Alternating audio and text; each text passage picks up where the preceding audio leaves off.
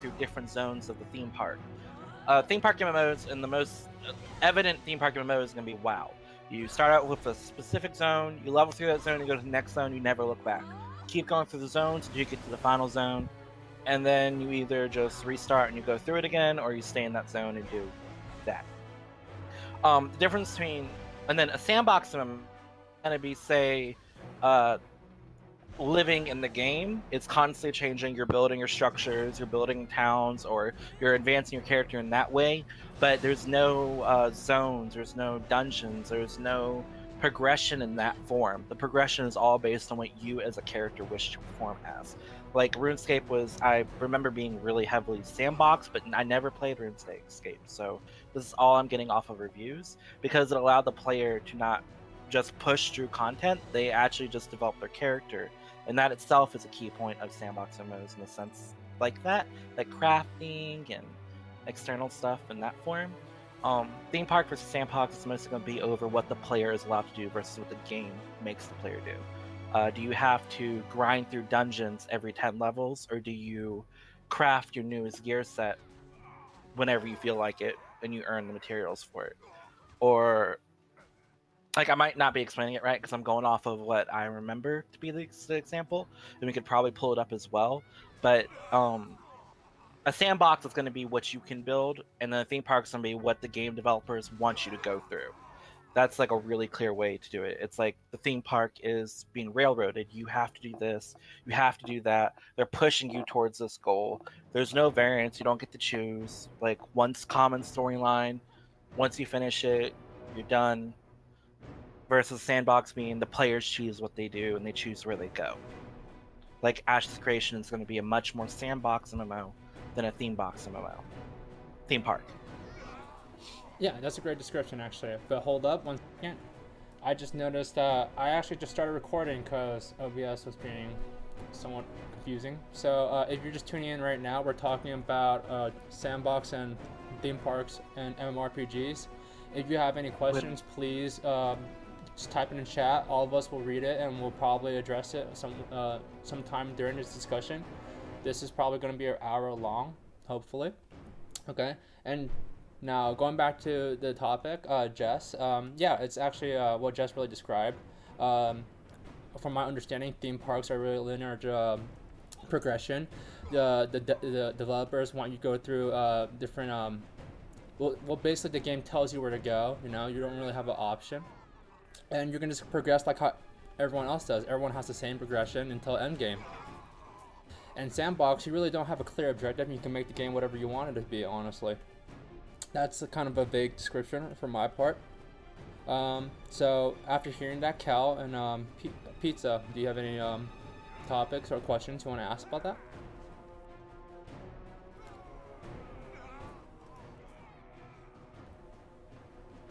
If not, Jess, you want to add something about it?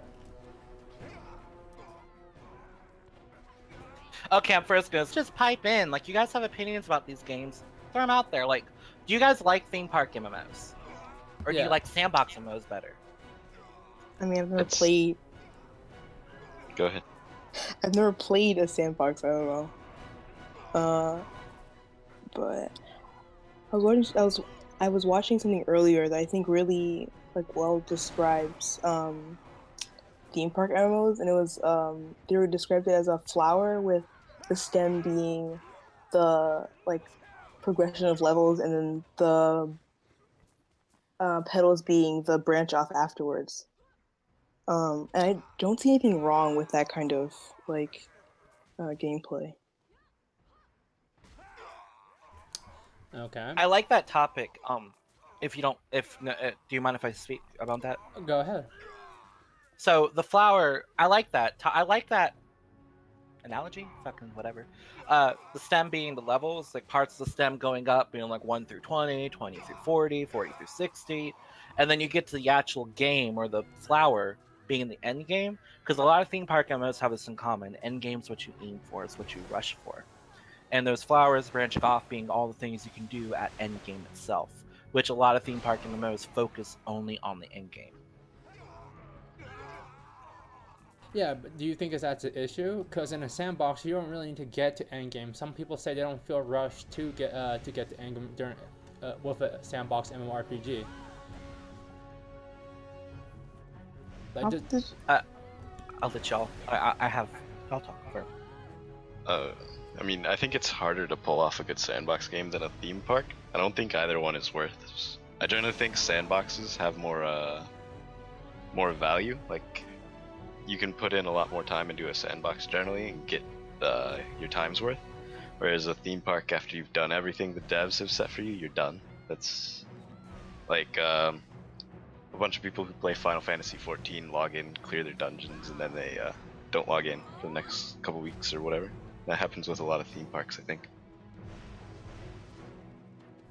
do you think, Pizza? Do you think that that really is hurting the MMORPG community? Do you think that is theme parks still what this community wants? And when I'm saying community, just I mean the gaming community. So Our community or the general? The general community. all the gaming. Okay. I don't think it really hurts it per se. I think sandbox games are harder to develop, just good sandbox games. I mean, generally you can, when you release a theme park style MMO, you know you can at least play from character creation to max level and have a decent amount of fun with the game. So no one's like afraid to try them. Like, anyone can really go back and play Rev and play a decent amount of Rev and get their time's worth. But that's just my thought, I guess. Okay, cool.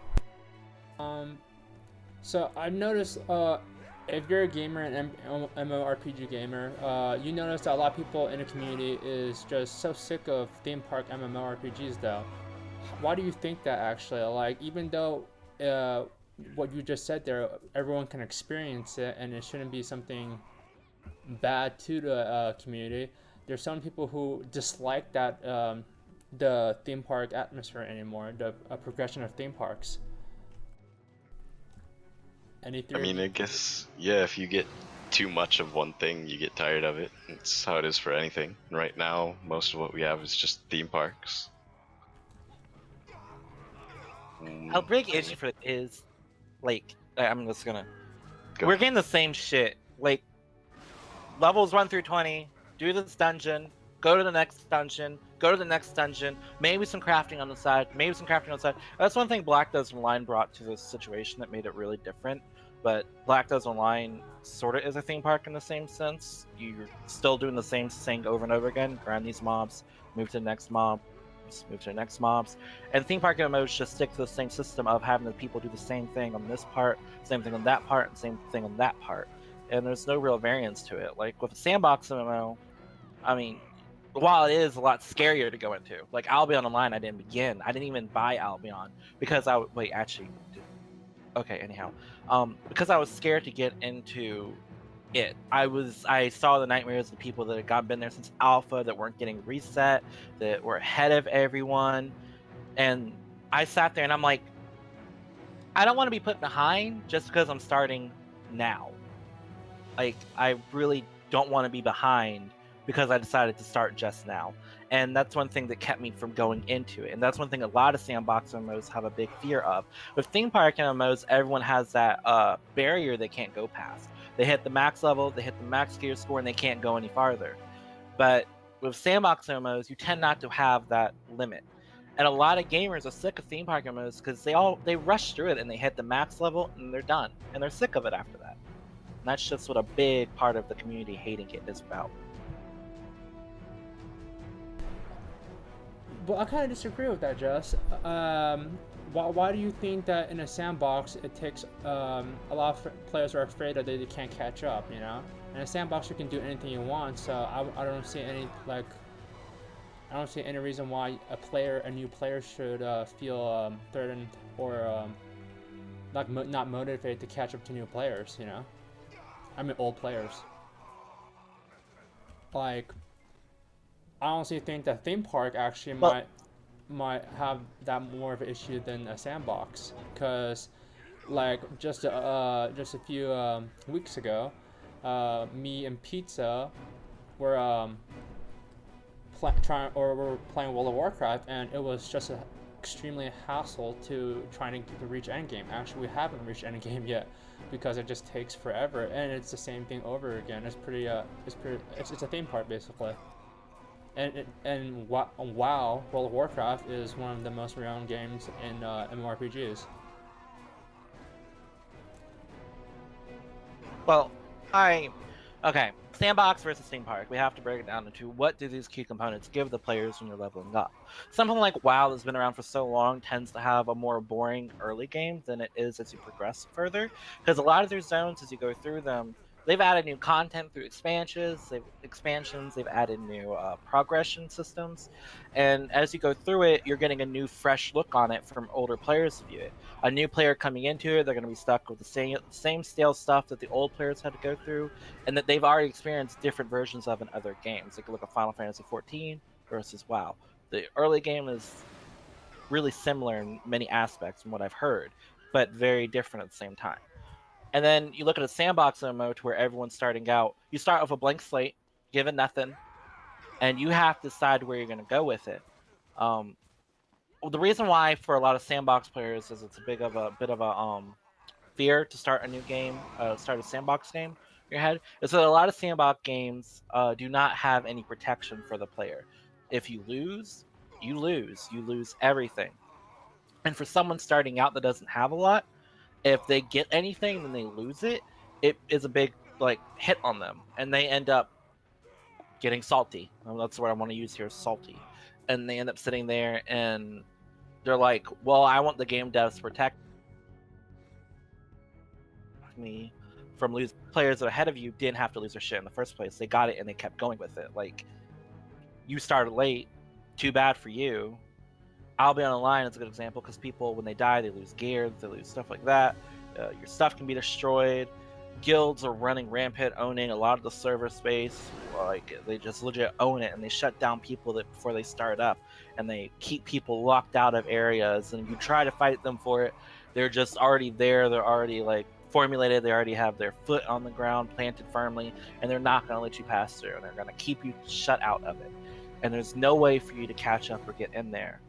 And so you're only left with one choice: either sucking it up and not being able to do it, or quitting the game. And a lot of people, Albion's died and died down heavily because of that. And from the reviews I've been watching about it. You're at the end. You were talking about theme parks or the Sandbox. Sandbox. Albion Online is a big sandbox game. Sampler, yeah. Okay. Cal, Pizza. We're talking sandbox games, which would include something like Dark Age of Camelot, correct? Why don't you explain that Or game? Camelot Actually? Unchained. Pretty sure they're similar. Why don't you explain that game? Have you played it? No, I have not. I sort of know what it is, but not completely. It's not released yet, right? Camelot Unchained? Camelot Unchained is not, but it's basically the same person who made Camelot Unchained, right? I'm not sure. I don't have enough info to tell you about that. Yeah, I've never heard of that one. So, Give me a second to look something up. okay, but Jess, going back to you were saying that when a new player enters a sandbox MMORPG and they lose something, that's kind of like a hit to their to their experience. You know, they're afraid. Doesn't that, like, what do you think about that? Shouldn't that what be a sandbox is though? You know, something new and like something new and something like how do I say this? Like, Risk? yeah, a risk when you play the game. Well, I personally love high risk, high reward. The ability to lose everything if you fuck up is a big draw to me. It makes you have to be better than others, and makes you have to put in the work for it. And people tend to shy away from that type of lifestyle, or not lifestyle, but gameplay, because many of them, I mean, they already have to go through it in real life. There's no justification for them in IRL. Why should they have to go through it in the game? That's like an excuse I've heard. Or another excuse I've heard would be stuff like, life is futile. I mean, Pizza, we'll talk about this a bit more in a bit, but building kingdoms, building houses, getting gear, grinding, crafting, and then losing any or all of it in the span of a nighttime. Because a lot of the older sandbox MMOs, like ones that I can't think of off the top of my head, had a system of you build a house, and your house can be destroyed while you're offline. And your house can be kaput, and your gear can be stolen from your character. Your character's gonna log out. This was older, and these kind of games died quickly. There was no protection if you were not able to protect your stuff. Servers like Rust and stuff like that are another example. Like, that's not MMO, but those are type of systems that the older MMOs had. And new players entering that game, they'd constantly be faced with players who've been playing for a long time and that already were established. They had their gear put out in front of them. They had their buildings and their towns and their cults and their guilds put together, and they mowed new players over, and they made the new players their bitches, metaphorically, and new players just couldn't get anywhere, and so they quit the game. And when you don't have new players coming into the game slowly will die out because the old players stop playing, and the old players just stop caring about it, and then you're left with whatever you have left over. And that's why a lot of MMOs have died down and servers have been shut down or switched to private hosting and stuff like that. Okay. Before we go again, how about we look at the video Pizza gave us? I don't know what that video is. It just links to their website.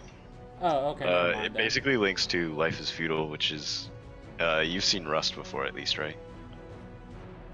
Is that a general question? Yeah, Rust. Yeah. You know what that is? Okay.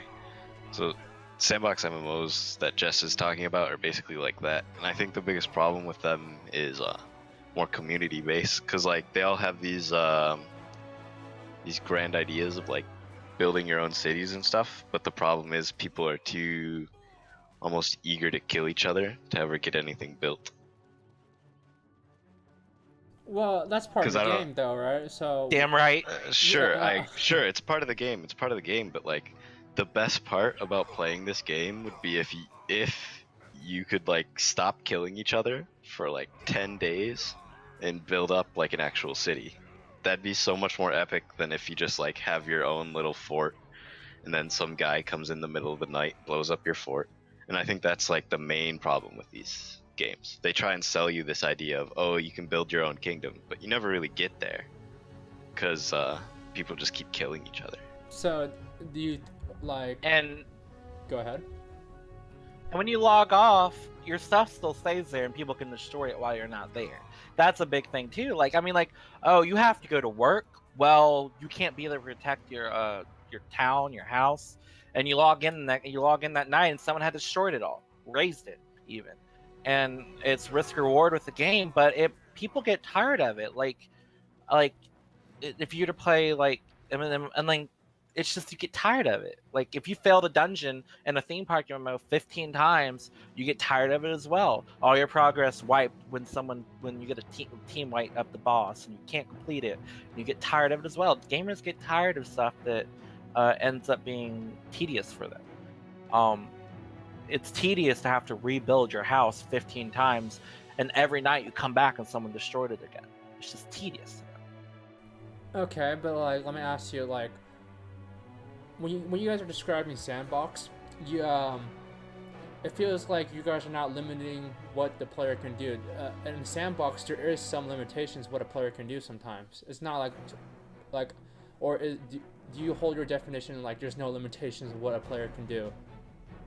Besides, I mean, like, of course, I think cheating. the overarching definition would be do whatever you want to do. But like we were saying, I think RuneScape falls into the category of sandbox. Yeah, And so, that definitely has restrictions, right? You can't just like go around killing each other. yeah, and like, let's say you log off of RuneScape, does someone kill you in game and get all your stuff when you're when you're No. offline? Of course not, right? No, I'm just saying that's what I think is some of the problem with some sandbox games. Because they're all different, just like all theme park MMOs are different. Okay. This is just like the And he's one, right. like, He's right about what? RuneScape not being there's a lot of sandbox MMOs that are classified as sort of sandbox. Black Desert Online, and this is something a lot of people are. This was a big topic when it first came out. I don't know if you remember it, but Black Desert Online was sold as a sandbox MMO. not as a theme park MMO. They brought in, giving the players these grandiose, like promises you can do what you want with your character, build the world, or like control, own houses, control towns, cities as a guild, stuff like that. And a lot of what they were selling was very sandbox mechanics. I don't remember if anyone here was watching Black Desert Line when it was in Korea, when it was first being developed, but a lot of their original mechanics and a lot of the original game they were trying to do was sandbox MMO, but they shafted it for more theme park mechanics and systems because it was just easier to sell to people because sandbox MMOs just weren't selling well. Black Desert Line is still right now classified as a sandbox MMO, when in reality it really is not sandbox to any sandbox MMO player's version of sandbox. When we just kind of like are stuck with it as it is. So, in your definition, Black Desert Online is now a sandbox. It's not, in my definition of it. I really think sandbox MMOs are equivalent to freedom, the ability to morph the world. A sandbox MMO coming up right now that I really want to throw out there is like a true sandbox is going to be Peria Chronicles when it does come out. If you guys have looked into the systems of it, that game is the definition of what sandbox is in many cases. But it adds in systems to protect the sandbox players from other players, like a lot of them. Yeah, but wouldn't that like pick on an aspect? If I can't go blow up someone's building or creation, how is that, like, by your definition, how is that a sandbox then? I feel like you're taking some aspects of sandbox and now applying them to some games, you know, and then when you apply it to other games, you're like, it's totally fine. Like, would there ever be a true sandbox? That's actually exactly the point. I don't think people actually want sandbox. Like, once you find out what sandbox is, I don't think people want that. Like, most people that play MMOs. Yeah, because it's just Rust. Yeah. Okay, go ahead, Cal. Yeah, I was gonna say no one wants like a complete sandbox. Like people like sandbox like elements, but they don't want a complete like all that freedom. People will abuse that. So take advantage. So yeah, there are people who like full sandbox, but they can go play sandbox games like Rust, stuff like that. Yeah. But so, what do you think? As a gaming community of MMORPGs, we complain that we want a sandbox MMORPG constantly. If you look on Reddit everywhere, like, people complain about this stuff constantly. What do you want to say about, like, what do you have to say about them? Like, clearly they have issues with a lot of games right now. In the MMORPG category, at least. Like, do you think they don't know what they're talking about? They just never experienced. So wasn't there a game that came out recently called Dark and Light that was supposed to be sandbox MMORPG? I don't know if it's out yet, but I know that it was. I think it is. It's out. I believe it's out. I think the whole this game came out and was like, I'm pretty sure it's full sandbox. I don't really know too much about it, but it's like gone now. Like, no one talks about it. I believe what happened was they restricted the players on each server, so it was on like 100 players each server. Yeah, I think it's like 100, 200 players. So everyone was completely turned off by that. Okay. I wouldn't call that really a sandbox MMORPG. It might be a sandbox, but not a real like MMORPG. Yeah, because from what I remember, it was originally supposed to be like just open MMORPG, but they changed it to restrict how many players can be on the servers and something like that. So my dog needed me for a moment. Were we talking about Dark and Light? Is that what I come back to hearing? Yeah. Arc and Light, basically. It was basically the base game of Arc, but reskinned to be a fucking MMORPG, but then it wasn't. And trust me, like, that game, a lot of us had very big opinions coming up for it, and we had a lot of hope for it. It flopped. It flopped. It was not an MMO. Because, yeah, I mean, I think it mainly flopped because it said it was going to be an MMO, but it really wasn't an MMORPG, right? It was a Steam-based server game, like Arc and stuff like that, in the end. Yeah. Yeah, so people weren't, like, picking on the aspect of sandbox over there. They were picking the aspect of, oh, it's not a true MMORPG because I can't play with, like, everyone on the server. I'm like, heck, if we went to 100-player cap MMORPG, we wouldn't even fit our entire community if the entire community wanted to come with us. That's legit. We'd have to tell people, sorry, you can't play with us. Like, we wouldn't probably get 100 into one game, but it's just right there. Like, it's not an MMO.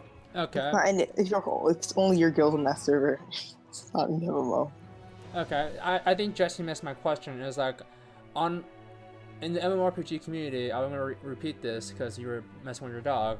Like you can constantly see that people are so sick of they want sandbox MMORPGs. Do you think they just don't know what they're talking about, or they're just being a complete whining, or like they're just never experience a true sandbox, and until they do, they're not gonna shut up? I think the Western Hemisphere of gaming, not the Eastern. The Asians are kind of content with theme park and stuff like that. But the Western gamers have a big complex with it. We want games where we feel like our choices in game matter to a world-changing standard. The game world itself being able to form around us as a player, or being able to adjust itself to us.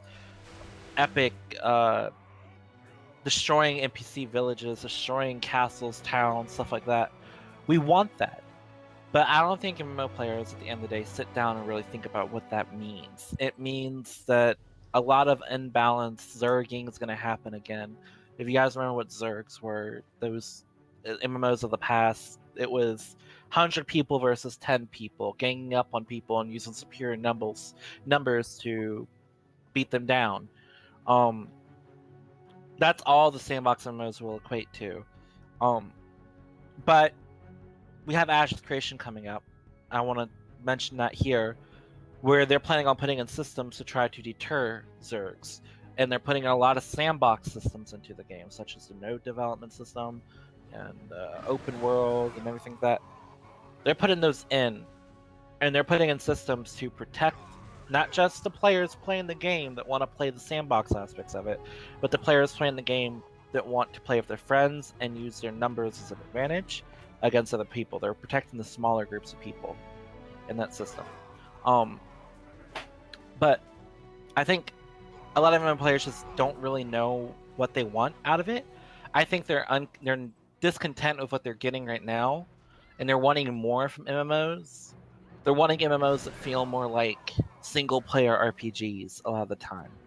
They're not really big fans of what we're getting as MMORPGs, because what we're getting is, quite frankly, the main reason why I don't just jump to every MMO I see, a lot of it looks like it's low quality. A lot of it looks like it's not a lot of time and effort put into it.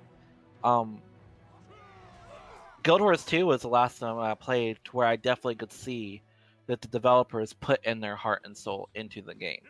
And you could tell it through the game world, through all that stuff. But it wasn't Sandbox, it was heavily Themepark.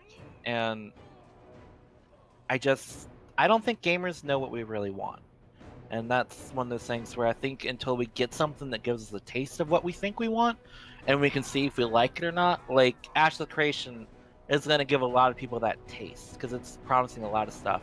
Crowfall is going to be really Sandbox as well. Those two MMOs alone have a lot of hope for Sandbox MMOs moving forward. That and, wait, what's the other one?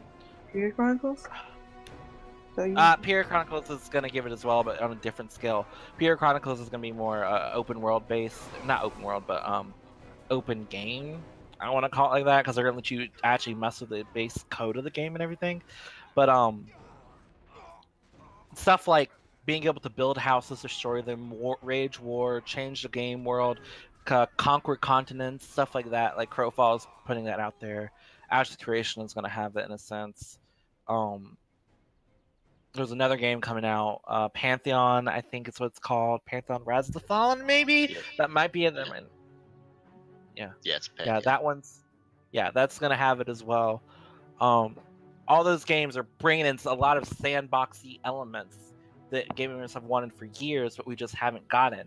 And they're bringing it forward, and they're going to put it into their games. And that's where we'll see if we really want that. Because if we don't end up wanting what they're going to be giving us right there, the MMORPG genre in general is probably just going to go south and die. Like, that's just it right there. But you just admitted that that we don't know what we really want, and let's say like Ashes and all three of those games flop, right? Do you think it will be a wake up call to the MMORPG community, or do you think it will just completely kill the genre altogether? If all three of those games flop. Pers- Well, I think if Crowfall, Pantheon, and Ashes die, or flop, I think the MMORPGs would pretty much die. I agree with that. If those three flop, you're gonna have your dedicated RPG players who are still playing WoW, still playing the other games, but it's gonna do such a heavy blow to the rest of the player base that MMOs are just gonna stop being produced. Like, we already see that with PC MMOs being diverted and mobile MMORPGs coming up, which are basically clicker playthroughs. You just tap the screen and you go through it without any mechanics or anything. And we already see that. And if MMORPGs flop, these three flop, I expect the future of MMORPGs to be very bleak indeed. We have light on the horizon with these three MMORPGs, but if they don't do what the players are hoping they're going to do, and our expectations are bigger than the reality of it, I don't think it's going to be good for us, for the MMORPG community at all. So it's kind of do or die right now from your perspective for a lot of people, actually, huh? For the companies who are still developing. As someone who's a lot of the companies have pulled out of the game. A lot of them are switching to mobile development games. A lot of the if you look at it, a lot of stuff now is on Kickstarter. Yeah, and that's a good point right there. A lot of them goes to mobile, and we're seeing a lot of MMORPG on mobile too. What makes it different? Like, of course, it's just you can just have it to go, play it anywhere, but like, wouldn't later on people just start picking on the same aspects of what we're picking on right now that we don't like about it, and it will just die out again? So I actually have a pretty strong opinion on this because they hit a completely different audience. They hit an audience that's not even gamers. Like, you see people at their desk job pulling these games out. They don't have to like my bad, I'm hearing myself twice right now. But they're not people who go home and play video games and like nitpick the content in the game. They just need something to fill the gaps.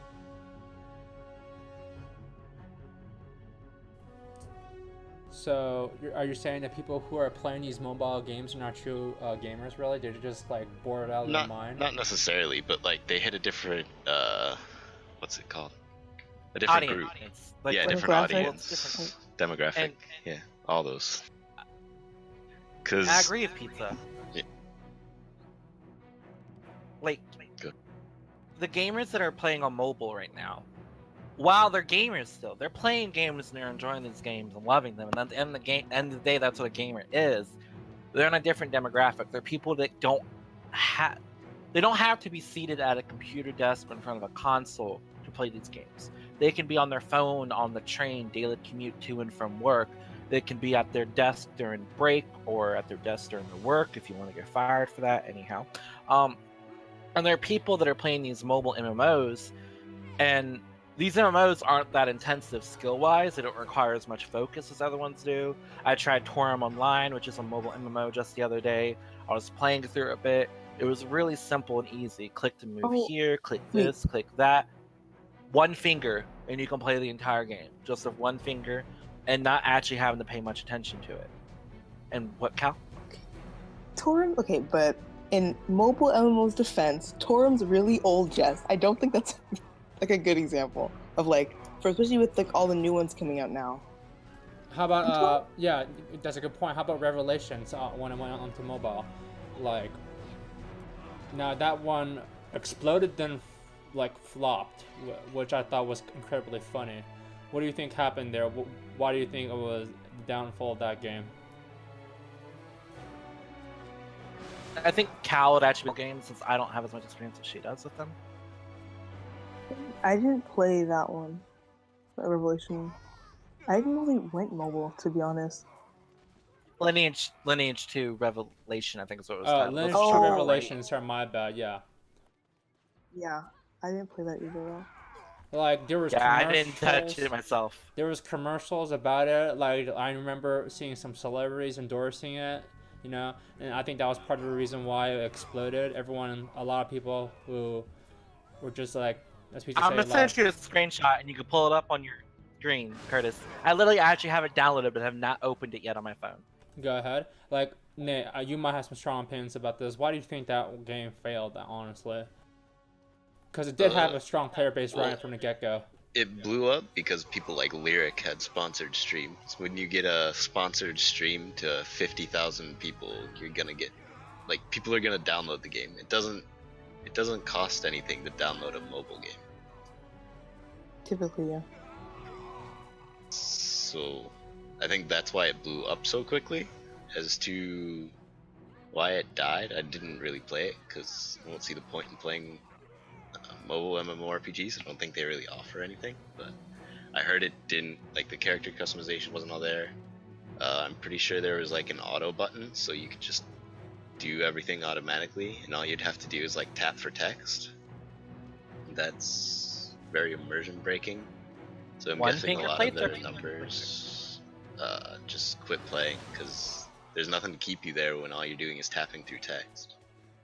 You just have progression, that's it. Okay. Yeah, I think so too.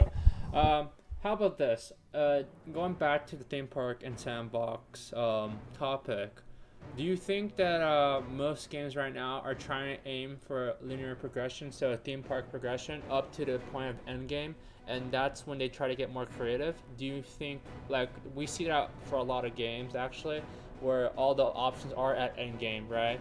Could you consider that aspect at endgame to be sandboxy or no? I'm gonna need you to. I toned out while you were talking. Like we see a lot of games. Let me restate this. We see a lot of games who are still going through that linear progression, so a theme park, MMO, RPG, but then at endgame, a lot of people say it opens up. Everyone's like, you got to reach endgame, right? Do you think people have like do you think people get that feeling of it being more of a sandbox at endgame? I don't think know if Sam. Yeah, Cal. I don't think they're really sandboxy at endgame, but they have like things to do with like dungeons and raids and all that good stuff. Well, I a lot think of your using a end game theme park systems. is a good analogy. Like you can drive to the theme park, and once you get there, you just have options. Like which ride do you want to go ride? Yeah. That's why they're called theme parks. Yeah. Yeah. Do you want to do dungeons? Do you want to do end game PvP? Do you want to focus on crafting? There's these categories right there. Pick one, stick with it. Once you finish one, you can go to the other. Finish that one, you go to the other. You finish that one. You're done with the theme park for the day. You move on to your next theme park. There's not really a lot of replayability at that point. You're kind of stale. You're done with it, but you enjoyed it while you're doing it. And that's what a lot of theme park MMOs end up being.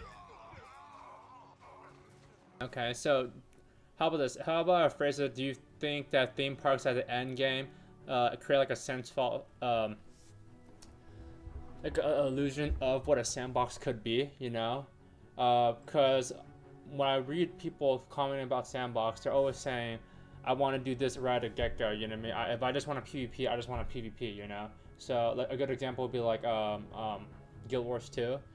You can start PvPing because they balance it out, which I thought was extremely boring. But okay, as someone who got the gold rank in Guild Wars PvP arena system, let me say, it gave players the opportunity to just dive into PvPing without having to play through the PvE content. It didn't make them have to work for it, and you couldn't do world versus world without doing the PvE content. But the arena system was right there from the get-go. You could get your max level in. They balanced a separate category for the PvP versus the PvE. So players were able to go into it and just enjoy it straight off the back without having to worry about anything. And I grinded arenas daily. Like I'd go in there and play arenas out the ass, ranking up and everything in them. But yes, to answer your question, yes, I do think sandbox MMOs, Themepark MMOs give players the illusion of what they want from a sandbox MMO based on what they're experiencing in their endgame. you go into battlegrounds, you like the PvP, or you play Black Ops Online, you love being able to just kill anyone outright, like PvPing them at level 45 plus, and you get into the system of I like being able to do that, and I like that. So I want on this next game, I want that game to have it as well, and you slowly end up wanting more and more of these systems at the start, so that you don't have to grind through the game and do all the shit you don't want to do. Because a lot of players that play MMOs these days don't like the RPG elements of them. And I'm not saying it's bad that you don't like reading story, but I am saying it does take away a lot from the base game, and it makes it tedious to go through with it. Black Desert Online probably could do away with their story completely, and you would not miss any of their game. That story is literally irrelevant to the game itself. It does nothing for it, other than giving you your awakening weapon, which is a quest in itself. That's it. Nothing is relevant in that story. I actually think that more falls on devs than anything else. I don't think we've had a dev go and create an interesting story in a while. Guild War 2. I actually coughed I right there didn't- too, I which didn't added play to the it, dude. effect. How about Revelations? I thought that was a decent story half the time. I thought it was okay, but like at some point you're just clicking through it. To be honest, I I didn't mean, watch that's any also of. because Oh, my.com. That's because my.com also didn't translate it all. Let's be honest here. We got to the part Okay, where we're yeah, reading it in that's true. Chinese. And we're just like, okay, I can't read this. Click, click, click, click, click. Open beta. Half the story's in Chinese. What do we do? Well, you know, as a Chinese reader, it was fun for me, personally saying. Shut the fuck up, Asian. Well, I honestly think Revelation and Blade and Soul are like two perfect examples of where people still like RPG elements. Like, Rev I've didn't never love heard it. anyone talk to me about. I've never heard anyone I- talking about Blade and Soul's story. personally, I thought it- well, like, I actually, thought it does have. Oh, Oh, I Go enjoyed ahead. Blade and Soul story, actually. I didn't pay full attention to it, but the parts that I was paying attention to were pretty good. Like I like the whole beginning part with the. I don't know. It was good. Yeah, I remember, like, clearly, and if you play Blade and Soul, like, the intro was the most memorable one, you know, man. You had your little master, spoilers alert, die, you know. Yeah, and then the little brother guy. Yeah, Hongjun. I don't remember his name. Everyone spams it in the chat. Yeah. Yeah. Brother Hongjun, no. Oh, I do gotta say, I like Revelations cutscenes and their story itself was actually pretty damn good too, and I'll give that to them. The moment I started thinking about it, I remember instantly to the starting area, that boy, the love interest of the other girl that died, and it was really tragic, and there was a bunch of memes about it because, I remember that. Yeah, and those games did really well initially, right? But they had such critical flaws later in the game for Western players. Well, a lot of Revelations critical flaws, a lot of it was my.com. I mean, True. a lot of people would have still been playing it if my.com had taken better care of the game when they released it and they put it out there. They let players in too early. They didn't give us enough content. They didn't talk to us enough about it. They just kind of let us shrug it off and play it. And open beta was a complete beta. It was not. They didn't give us anything but maybe an updated guild menu, what the actual closed betas did have. It's tragic that it went that way, but the game itself was really fun to play. Pizza may have said it before. We do think the Revelation Online had the best form of combat out of every game I've played. I like Revelations the best. Black Deserts is pretty fun. It's action combat. It's packed, but it doesn't support a Trinity system, and the combat itself is really ping reliant. Versus, I mean, I was playing Revelation Online sometimes with horrific ping, and I was still able to perform really well in raids and or other stuff. You just get used to the delay. Let's go back to where we started though. Like, what do you guys think? Is it more devs ruining the RPG aspect, or is it people don't actually want that? Because I think people do. They're just no one's pushing a good story. Well, do you need I a mean- good story for a successful MMORPG sandbox game? We're talking about the RPG element of it. The Yes, not because the you're calling it an MMO RPG element. at that part. So, like, BDO succeeds without a story, and it's sort of sandbox, I guess. I don't really know. let's just say it has sandbox elements. I personally, to me, I Sure, like sure. sandbox elements in BDO. I think I've seen people call it a sandbox, so I'm fine with it being called a sandbox. But um, it obviously survives without a story, but I think it could have survived better with one. Okay. Because there's no back story to the world you're in, which I've tried to play BDO a couple times and like I don't I don't connect to anything. Maybe I don't know. I don't see the point. Like, what am I? Like, what's going on in this world that I'm in? Yeah, I agree. Like, using Guild Wars 2 as an example, for me the leveling was like nothing, but I saved like all my story bits to very end to like play through all the story because it was really fun having the story on top with everything else. The Guild Wars 2. So, I followed BDO's story. I tried following it pretty religiously when I first started playing, and it killed me. Like, it literally just got to the point where I'm like, what just happened? What's happening? Okay, I'm now clicking through this because I want to get through it so I can go grind, or so I can just get my contribution points. Guild Wars 2 though, so RPG elements would be role playing, like stuff that enables your character to be in the world of the game itself, and for you to feel connected to the game world, not just your character, but to the game world.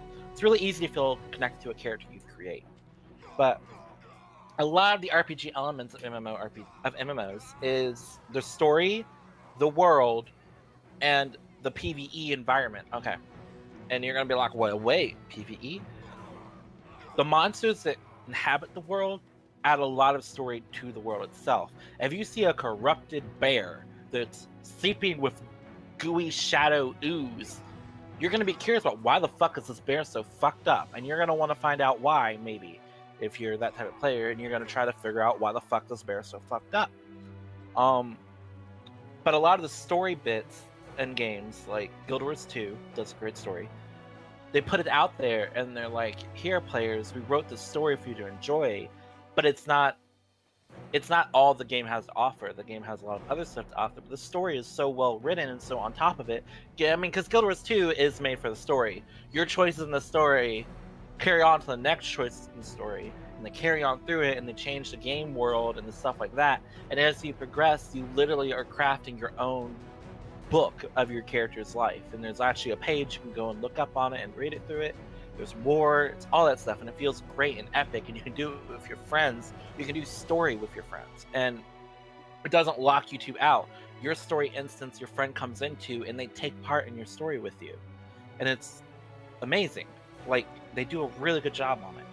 But then you have games like, what's the MMO I played that doesn't have a good story that I can remember, period? Terra. Actually, He was good. Terra's story was pretty. yeah, Terra's story forgettable. was shit. Okay, that's one I'm gonna reference right there. It's a meme. It's literally a meme. It carries nothing for the players going through it and reading it. Like, you're just literally laughing at some point when you do read it, because it's like, what the fuck just happened? They don't. I want to say Terra doesn't like keep like. They changed their starting world, but their cutscenes don't match the new starting world. I just wanted to say that.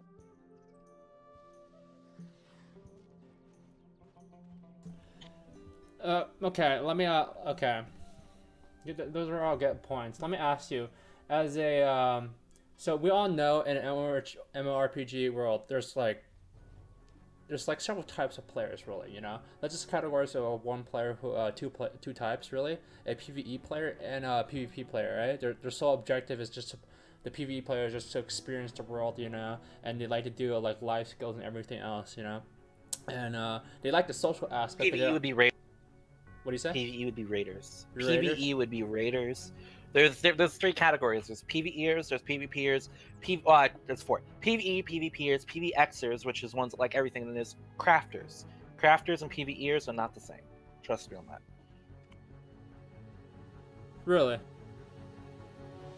They really are not. I mean, I've known many MMOs where the crafters were not the raid advocates. So calling the crafters a PvEer is really not the same, because they might be market brokering, they might be making their money through selling their craft. They're not grinding dungeons, they're not grinding raids, they're making their money through their other means. Raiders, money comes from raiding and or questing. Those are PvEers. And then the PvPers are the ones that go out and PvP 24/7. And I don't know if they're making them. I don't know if they're making money, but they might be making money from it because a lot of games don't really reward PvP. Okay. But yeah, I think that's one thing people like about sandboxes is you get rewarded for PvP, and people like PvP. Bingo. Okay. You get rewarded by taking the other person's shit that you just beat up. Like it's payday for you as a PvPer. Yeah, I will say those. I've mentioned this to you guys before, but my favorite thing about RuneScape was how they did it. It wasn't, you didn't get all their gear. You got like 3 random items from their inventory or something along those lines. So it wasn't as punishing, and you could like go and drop some stuff in the bank, but you could still lose gear. Okay, so back to what I was saying. Do you think PvE players and like even crafters too, they will enjoy a theme park more, or have PvP players they will enjoy a sandbox more? Do you think we can separate those two into 2 categories, each player into each genre, or no? No, I think sandbox MMOs generally have better crafting. I mean, Sandbox MMO is all PvP as well. They're more attractive towards PvP players, so they're for open world PvP versus arena. Theme park MMOs have better arena PvP normally, but I mean, you can have both really easily. Like, you can just have a queue system for an arena PvP, and then have your open world PvP on the side as well. So, like, the only thing really that matters at the end of the day between those 2 games would probably have been the PvEers / raiders. And theme park MMOs tend to have better raids than sandbox MMOs, because that tends to be where the raids are, because that's in-game content. And if you're a raider, you'd rather have raids than no raids, which is one thing Pizza has expressed that he's worried about with Ash's creation, because he's not sure how the raids are going to work. Okay. Well, we're coming up to an hour. How about we do our last thought right here? I had to change my questions around because I didn't expect the discussion to go this way. Do you think a true sandbox MMORPG is viable at all? Do you think weak players can actually make that successful? Like, let's say that we take all the bad stuff away from us, and like, but it's still a sandbox. Can we make it a game that everyone would enjoy and could enjoy? And if not, what do we have to implement into the sandbox that's theme park elements to make it so it's the game that everyone will like, or it's a viable game for the community to play? Someone can start right here.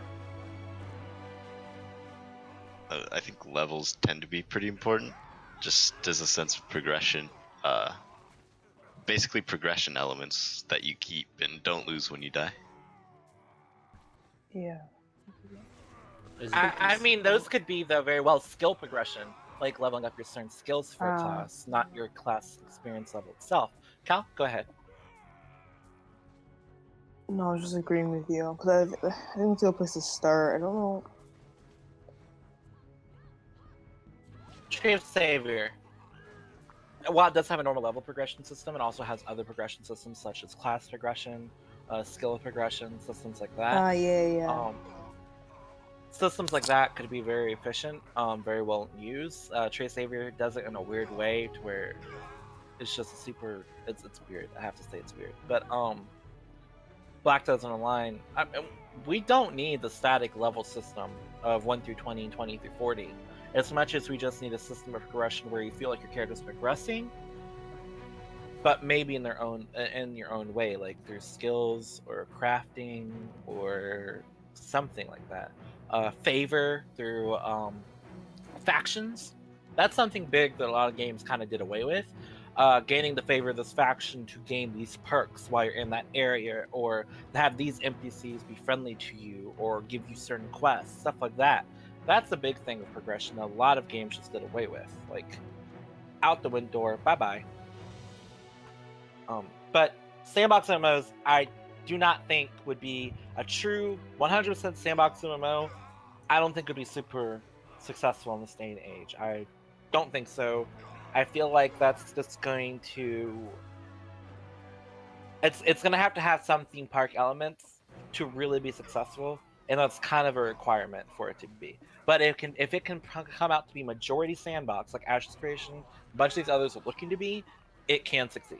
Okay. And that's yeah. How about just directed to you only, because since you seems to have a really strong opinion about this. If you can take 3 elements of a sandbox game and put it into a theme park MMORPG based on that, what would it be? 3 elements to make that game better and to make that game, like, let's say you can just jump back in.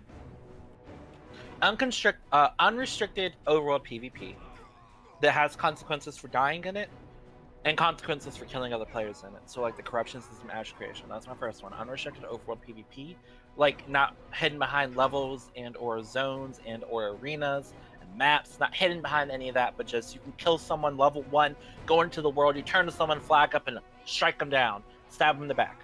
That would be really good. Second thing would be housing, being able to build houses on the world itself, or maybe a separate map for him, a housing district where other players interact with other players' housing and or stuff they're making and or creating. And another system that would really do it for me would be no loading screens, just open world itself. Like being able to go from zone A to zone B without a loading screen, which a lot of MMOs are doing these days, but a lot of them are not at the same time. And maybe even having the system included in dungeons and raids where you walk through these giant doors, they shut behind you, and instead of a loading screen, it just starts the dungeon. You don't port to the fucking zone. You're in the zone. The doors close behind you. You're in the zone for the dungeon. You can't leave it until you complete it or die out. One of the systems like that. Like those type of systems, there's sandbox element, and they're really nice just to have around. Okay. Yeah, as a final thought, like I don't think that there's going to be a game that's ever going to be true sandbox to the definition. I mean, there is, but like Rust and stuff like that is true sandbox. Well, I'm talking about one that's viable, you know, for the community to play, at the gaming community to play. Honestly, like, it's kind of sad how developers can't find a good balance between the two.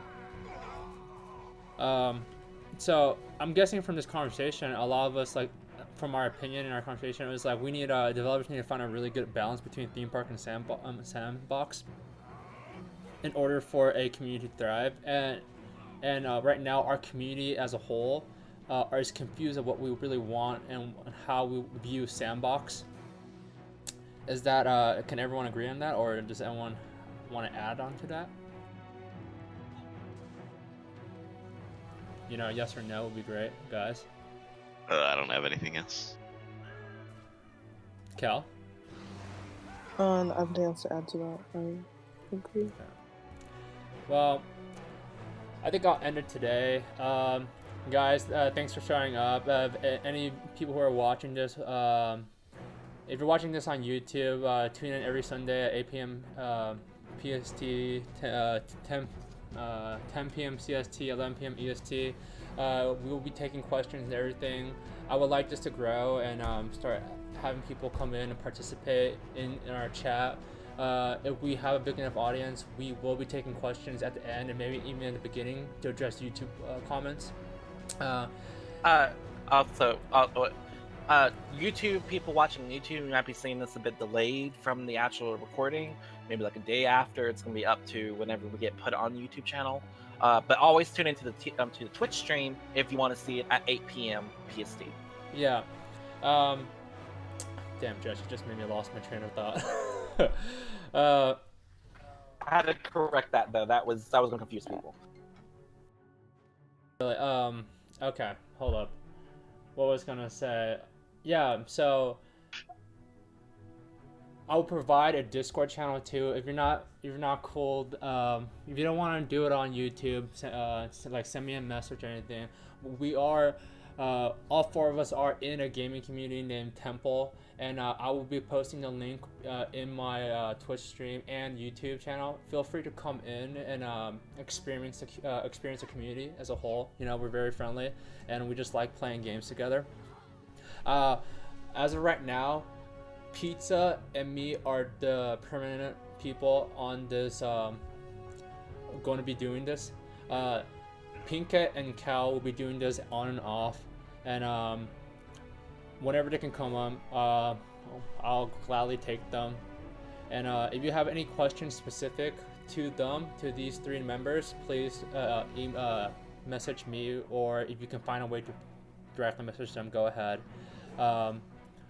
And thanks for tuning in. We'll be back on Sunday. At least me and Pizza will be. And have a great night.